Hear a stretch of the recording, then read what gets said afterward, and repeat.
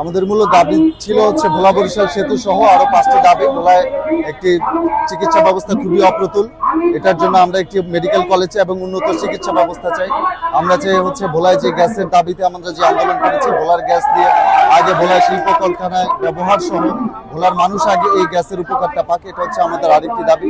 আর ভোলা বরিশাল সেতুর দাবিটা তো আসলে এটা বলার অপেক্ষা রাখে না, এটা যে কি পরিমাণ প্রয়োজন। আমরা জানেন যখন রাত্র 10টার পরে কোনো রোগী অসুস্থ হয়ে যায় তখন সে আর ভোলার থেকে বাইরে যে উন্নত চিকিৎসা নিতে পারে না। এটার জন্য খুবই অনেক মুমূর্ষ রোগী শেষ পর্যন্ত ভোলাতেই তার শেষ নিঃশ্বাস ত্যাগ করতে, এটা আমাদের আসলে হৃদয় রক্তক্ষরণ হয় যখন আমরা এই অন্যায্য বিষয়গুলো দেখি। আমাদের বিশেষ যে দাবিগুলো নিয়ে ইতিপূর্বে আমরা এর আগে প্রধান উপদেষ্টার বিশেষ সহকারী ছিলেন উনি সহ সেতু ভবনের মাননীয় সচিব সহ আরো বেশ কিছু সচিব এবং এডিশনাল সেক্রেটারি সহ আমরা সেখানে বসেছিলাম মিটিং। তারা আমাদেরকে আশ্বস্ত করেছিলেন যে নভেম্বর থেকে ডিসেম্বরের ভিতরে, নভেম্বরে ভিত্তিপ্রস্তর স্থাপন সহ জানুয়ারি থেকে আমাদের কার্যক্রম শুরু হবে ব্রিজের।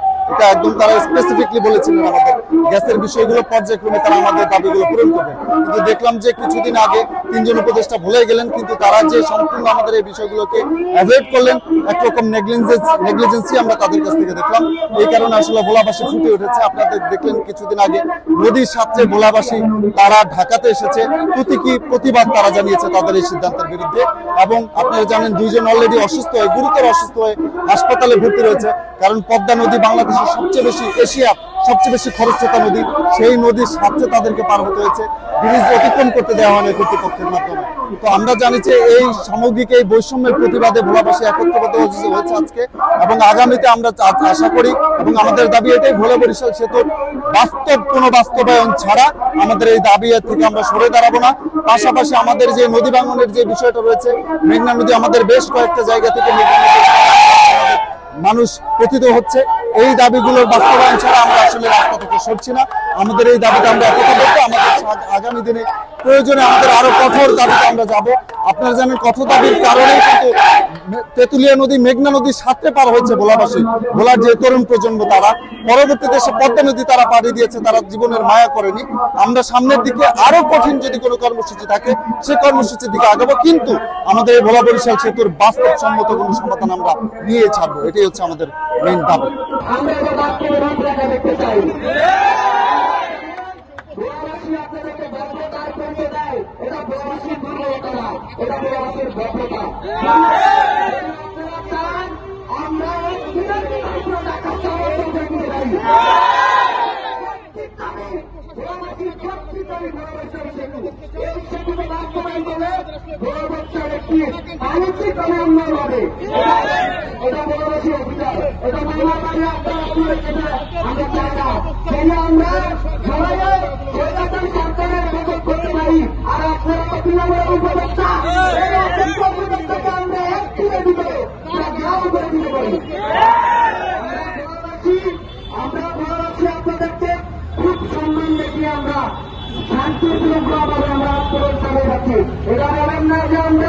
আপনাদের এই না হওয়ার পথে আমরা চলে যাব।